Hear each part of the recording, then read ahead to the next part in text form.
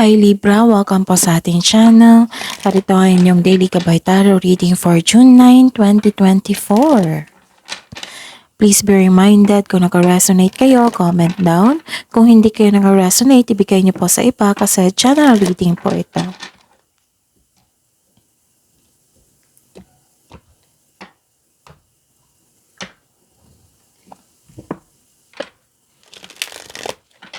Gamitin ang reading na ito bilang gabay lamang. Please like, subscribe, and click bell button for notification para updated po kayo sa daily tarot reading natin. Maraming salamat po.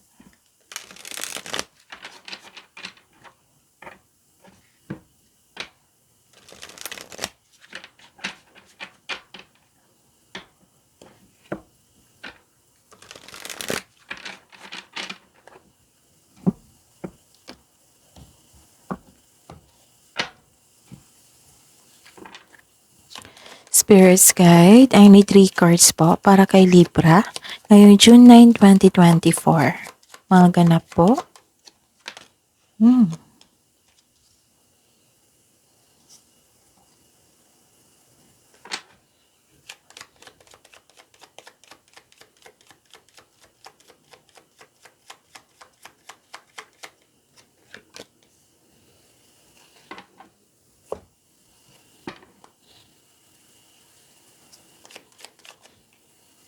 Okay.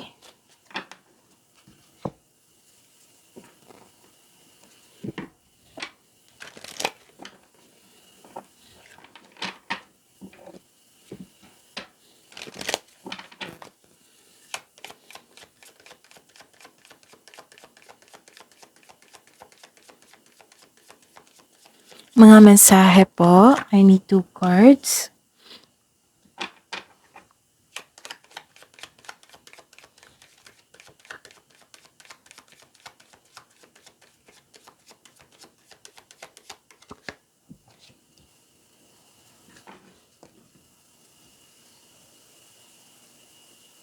Okay. So Libra, ngayong June 9, 2024, may nakita ako ditong nagkita kayo, nag-usap kayo ng isang tao na para mong kapatid or pwedeng kapatid nyo talaga ito. Yung excited kayong nag-usap. Tapos may nakita ko ditong gossip. Yes, at may nakita ko ditong excitement na makausap itong taong ito. And it might be this is a reunion kasi may nakita akong group of people dito. Pwedeng family mo ito. Oo, na nagbigay ng suporta sa iyo. At pwede din sila yung dahilan na naging inspired kayo. Kasi nagiging okay kayo sa inyong stress. Oo, nawala yung stress nyo dito eh. So, kung hindi maganda ang pakiramdam nyo ngayon, magiging okay na ito. Okay? Tapos, may nakita kong suporta at loyalty sa inyong group of people dito. Pwedeng grupo ng kaibigan, sa trabaho, or family nyo ito. Nakita ko dito na sinuko nyo lahat yung worries nyo kay God at humingi kayo ng divine assistance. Kasi na may nakita kong spiritual growth dito and development din sa inyo sarili. At may nakita kong bagong bagong simula, transition, transformation, pwedeng biyahe ito. This is long distance, movement, pwedeng pauwi kayo para magbakasyon, pwedeng palabas kayo para magtrabaho, pwede din lumabas kayo para magkaroon ng adventure, or yun, yung new journey po. So this is movement ha. And ang mensahe po para sa inyo Libra, a time to give rather than take. Wow, so this is a time for generosity and believe in the impossible. Spirits guys, ano po ang energy ni Libra ngayong June 9, 2024?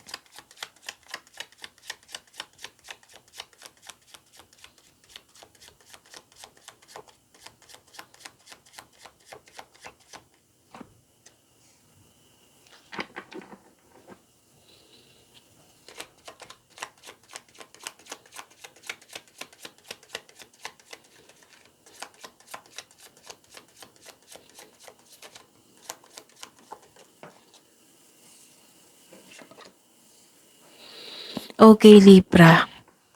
So, Libra, panoorin niyo po yung, today is June 9, right? So, panoorin niyo po yung June 6, 7, 8, and ngayon, June 9. Kung may naulit po, meaning to say, hindi kay, some of you, hindi nakakonect sa inyong intuition, tapos pinadaan dito yung mensahe na kailangan bigyan nyo ng atensyon, action, solusyon. It might be humingi kayo ng tulong para ma-solve ang inyong problem at binigay ang mensahe na kailangan niyong bigyan ng aksyon para mabigyan ito ng solusyon. Okay? So, panoorin niyo po yung June 6, 7, 8, and 9. Kung may naulit yan, kailangan talaga na bigyan ng aksyon, solusyon, attention. Like for example, kung alam nyo na may problema na akala mo maliit lang. So, pinupush ng cards dito na kailangan bigyan nyo ng action yan, solusyon. Kasi, kung hindi mo bibigyan yan ng attention at action, lalaki yan. Yan yung example po, okay? Libra, so, panoorin nyo rin po yung Monthly Gabay Tarot reading nyo po. 2 video yon, Career and Money. Nakafocus sa Career and Money for June 2024 Monthly Gabay Tarot reading. At saka yung isa is general reading na may love reading. Meron din June 1 to 15, 2024. So, panoorin nyo po. Andun po sa channel natin, scroll down nyo lang po hanggang sa makita nyo po yung separated video ni Libra. At sa mga suki ko dito na Libra na parating humihingi sa akin ng Monthly Gabay Tarot reading, nais ko ipaalam sa inyo na open po yung June 2024 Monthly Gabay Tarot reading. So, PM nyo po ako for schedule. At sa mga bago dito na gustong mag-personal reading, ito po yung video nyo. Sa baba niyan may description box. May nakapost po dyan na link. I-click nyo po yung link na yan para ma-message siya po ako for inquiry and for booking. Maraming salamat po. So, Libra, ngayong June 9, 2024, nakikita ko dito na bad mood po kayo kasi nagkaroon ng pagsisisi. May dumating na opportunity, agad yung ginagrab. Oo, agad yung grab. What I meant is, grab nyo agad na hindi nyo pinag-isipan ng mabuti kung karapat-dapat pa. So, nagkaroon na, you're stuck in a bad mood po. Pwede din na may nagbago kasi may pagbabago dito. Tapos, hindi kayo handa. Yung biglaang pagbabago, hindi kayo handa.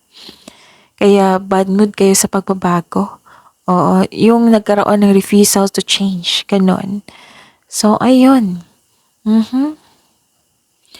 So, kung may opportunity, kailangan ng konkretong plano yan. Pag-isipan ng mabuti kung karapat-dapat ba bago mo i-grab. Okay? Kasi nakikita ko dito na some of you nagkaroon ng pagsisisi or some of you na bad trip kasi may pagbabago. Okay? Yung pagbabago na kailangan talagang pumasok sa pagbabago. Ganon. Ano pa? I see. Nakikita ko dito na may self-reliance na ganap. Okay. May posibleng may atake sa'yo bagamat ikaw ay handa. I see. Posibleng may hamong parating Like for example, delay. Kaya kayo ay bad mood. So, ang paalala po ng card niyo po dito na huwag kayong makinig sa inyong ego. Nakaramdam ka ng pagod po at handa ka ng sumuko. Ngunit malapit ka na ha. So, ang sabi po ng card dito, move forward. Tapusin mo ang mga nag-aantay na gawain. Kung nakaranas ka ng struggle ngayon, this is only temporary. Huwag sumuko. Oras na para gawin ang huling hakbang tungo sa pagtatapos ng inyong proyekto. So, tapusin nyo yung mga trabaho nyo. So, ayun. Nearing completion to So, wag sumuko, move forward para matapos ito, okay?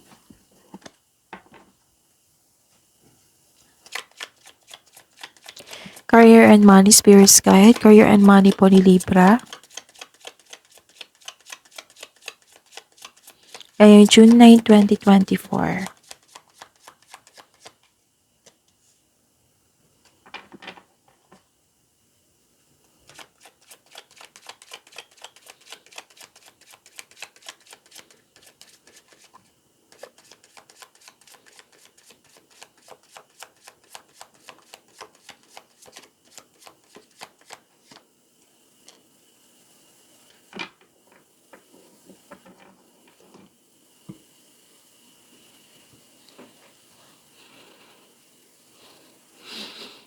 Okay.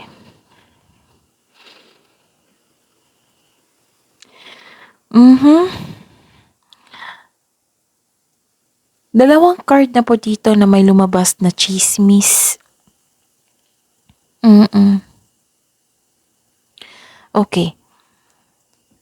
Na-stress kayo sa tsismis, na-stress kayo sa balita. May tao na hindi totoo sa inyo. May tao dito na pinagmamasdan ka niya sa malayo. Pwedeng boss nyo ito or amo or kasamahan mo dyan. Kasi sa career and money nyo to eh. Yung nag-o-observe siya sa iyo, pwedeng nag-spy po siya sa inyo. So mag-ingat po kayo kasi ang sabi ng card dito na mag-ingat si Libra sa taong ito. May concern din kayo sa isang tao na hindi madaling kausap. Matigas ang ulo, ayaw makinig. May sitwasyon po na masakit sa ulo. So may tao na may dalang chismis. So sabi po ng card dito, fact check niyo muna bago kayo maniwala. Okay? Baka ma-waste yung energy mo eh. So at the end of the day, hindi pala totoo. So na-waste yung energy mo. So check nyo muna kung totoo ba yan or hindi. Okay? I see. Kaya pala kayo stress. Kaya pala some of you bad mood. Kasi nakikita ko dito na may taong nagselos inyo. May selos po ako nakita dito eh. At saka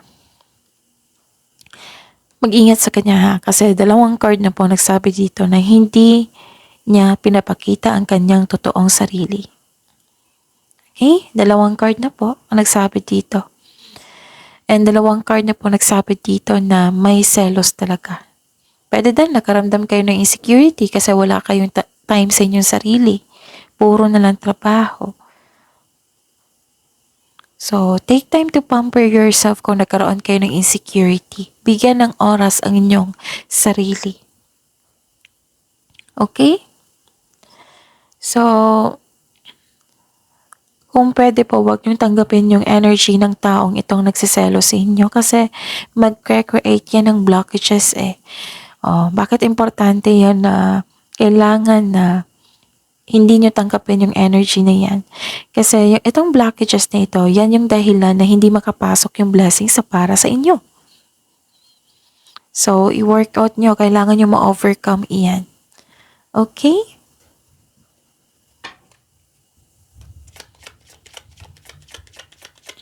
Spirits guide.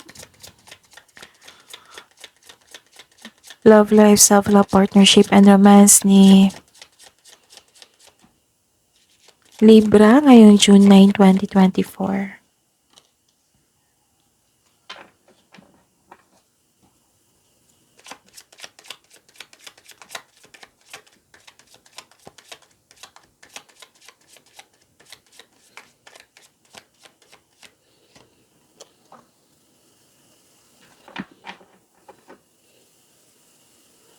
So, Libra, may nakita ko ditong transformation po. May nakita kong transformation, you're releasing, like for example, releasing of emotions, nagkaroon ng ending cycle, nagkaroon ng transition. So, this is the clarification of your court here. 'Di ba? May movement, transition, transformation. Yung kailangan na magbago. So, this is the clarification talaga. Necessary change. Okay? And sa mga single dyan, so this is love reading, right? Self-love, partnership, and romance. Sa mga single dyan, may balak ang dati mong kaibigan or kaibigan na mag-reconnect sa iyo. Baka hanggang ngayon, hindi ka pa rin nagkaroon ng katahimikan dahil bothered ka sa past nyo. Hindi talaga madaling magpatawad lalo na't ilan sa kanila nagbalik ay sinaktan tayo noon, nasaktan tayo noon. This card asks you to balance and reflect. Listen to your intuition. I assume na marunong kayong mag-connect sa inyong intuition. Kung hindi, panoorin nyo yung May 17 or 19 nyo. Kasi diniscuss ko doon. Kung deserve mong listen to your intuition, tapos alamin mo kung Suriin nyo kung deserve mo bang tanggapin itong taong ito sa buhay mo. Kasi gusto nyo makipag-connect sa inyo eh. Oo. So we can forgive them by forgiving ourselves first. Kung hindi ka komportable sa pagtanggap ng taong ito, better wag muna. Lalo na't nakita mo yung na walang pa ring pagbabago, na hindi mo nararamdaman yung sincerity ng taong ito. So better wag muna. Pwede mo naman siya patawarin pwede mo naman siya patawarin through your mind and heart para sa peace of mind niyo po. So again, pwede niyo siyang patawarin through your mind and heart. Patawarin niyo rin yung sarili niyo. Okay? Para sa peace of mind. Okay? Sa mga marelasyon dito sa buhay mag-asawa, may transformation na magkaganap in an unexpected way. Marahil ang ilan sa inyo naghiwalay o nagkaroon ng desisyon na mag-cool off muna. For your peace of mind. Okay? Binigyan mo ng time ang iyong sarili at siya. Actually, di ba sabi ko sa inyo parate na giving space sa inyong karelasyon at sa inyong sarili is a sign of respect. Nirerespeto mo yung sarili mo, nirerespeto mo rin siya. So kasi some people, okay, anong tawag nito? Kasi some of them, may tao talaga na kung magkakaroon ng space, dyan na marirealize yung kakulangan, yung mga yung mga kulang, yung mga mali, o yung mga kailangan gawin na para ma-resolve, ganyan. Makapag-isip ng mabuti, ganon. Natumbok ko. So, yun. Nagkaroon kayo ng space para magkaroon ng peace of mind. Para sa inyong personal growth. Okay? Pwede din nagtampuhan kayo, nag-give space muna kayo. Okay? Ano pa?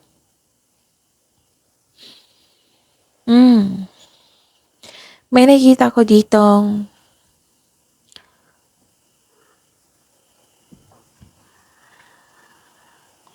okay. I guess, lahat ng air signs makakaranas nito. Kasi ilang beses na lumabas ito eh. So, may tao na naging arrogante sa achievement and recognition mo. May bossy din dito na gusto niya makuha ang gusto niya or masunod yung gusto niya. Tapos, some of you hindi satisfied sa completion ng project nyo. And sabi po ang card dito, kasi may na-receive kayong blessings eh. Huwag niyo po daw gastahin.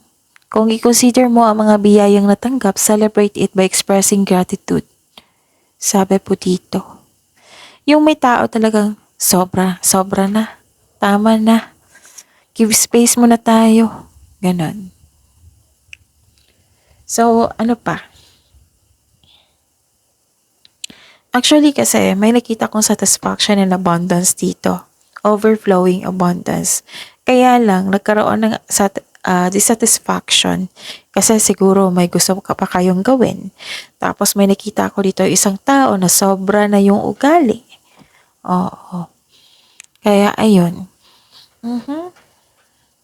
So, this is a clarification of your message here na a time to give rather than take. So, di ba sabi ko kanina dito na kung i-consider mo ang mga biyayang natanggap, i-celebrate nyo po by expressing gratitude and generosity. So, this is the time for generosity. And believe in the impossible. Bakit pa nabubulol ako ngayon? Puro to nearing completion. Yung ending with new beginning. Okay, so that is your reading. So, see you tomorrow, Libra. That is your reading. Please like, subscribe, and click bell button for notification para updated pa kayo sa daily tarot reading natin. Maraming salamat po.